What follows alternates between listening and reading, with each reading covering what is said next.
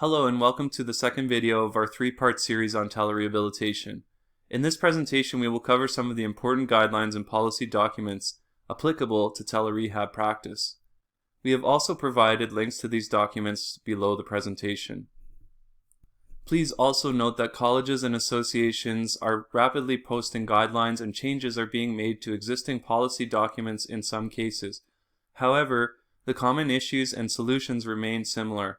I would strongly recommend that you check with your association or professional governing body with regards to current policy and practice guidelines for telerehabilitation use in your province.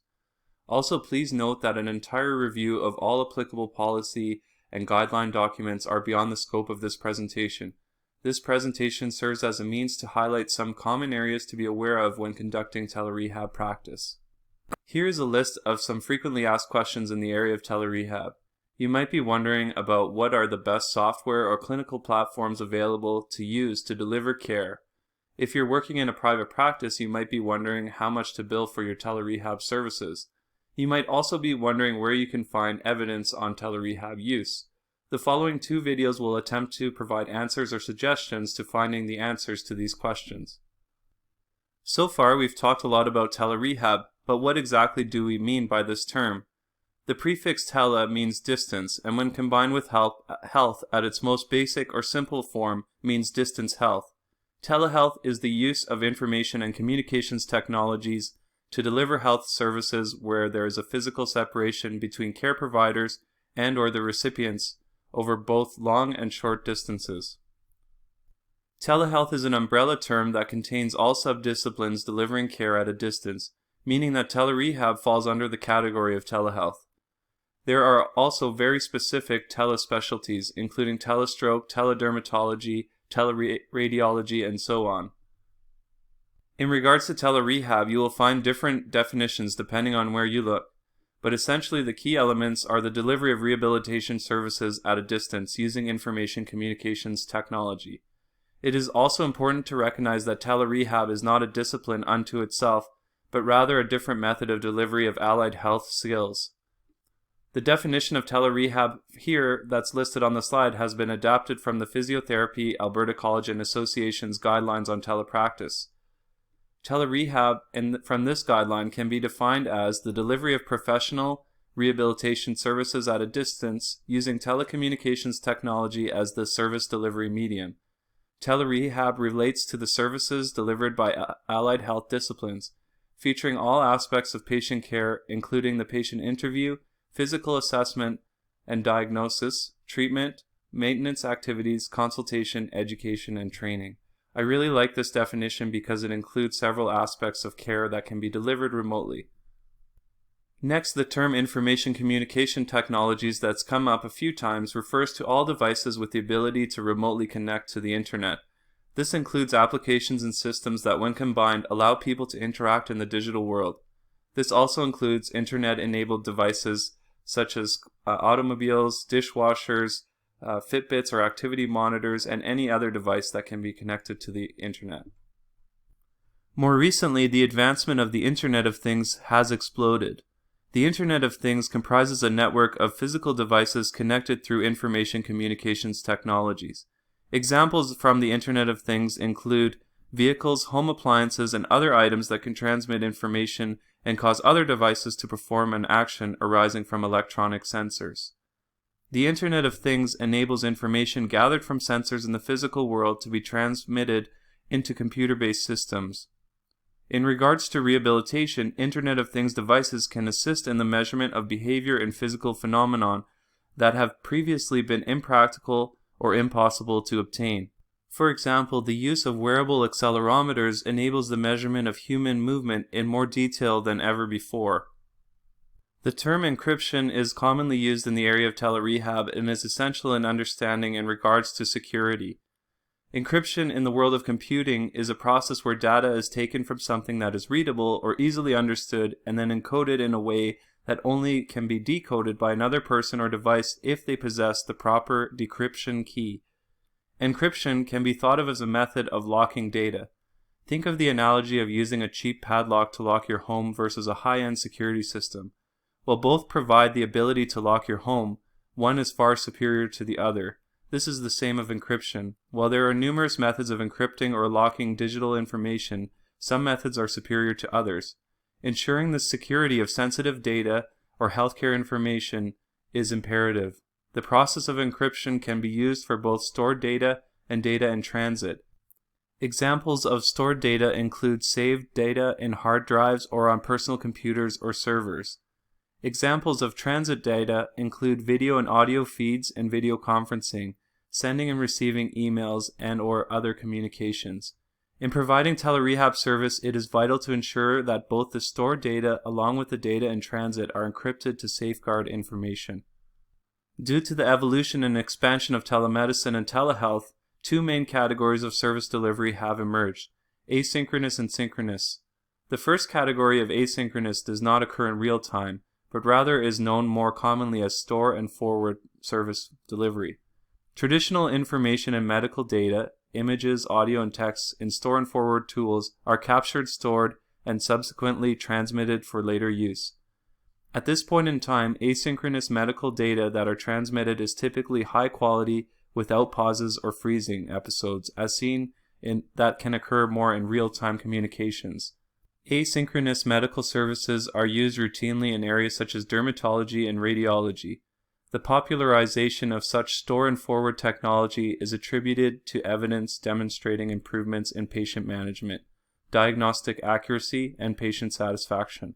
The second category, synchronous applications, includes real-time interactions between two or more parties. Synchronous technology is most notably used for video conferencing, telemonitoring, and distance education.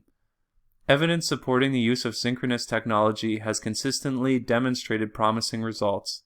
Systematic reviews suggest that these tools are associated with maintaining the same level of care compared to traditional face-to-face interventions, and even enhanced outcomes such as diagnosis, patient satisfaction, and in some cases reduced length of stay.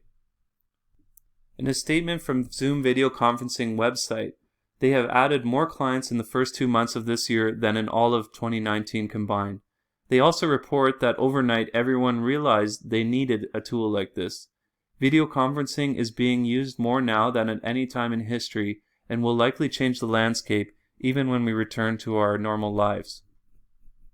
Video conferencing has been extensively used in the area of telerehab, and early pilot projects have demonstrated the support for the feasibility of telerehab delivered through video conferencing, high treatment efficacy, along with high client and clinician satisfaction.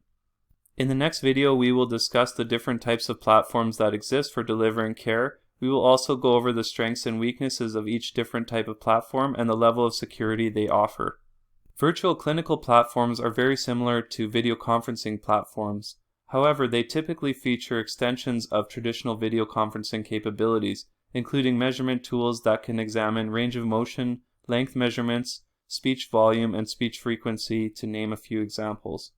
These platforms also sometimes feature the ability to prescribe built-in exercises and share interactive whiteboards to communicate these exercises with patients. A further description of these features will be featured in the next video.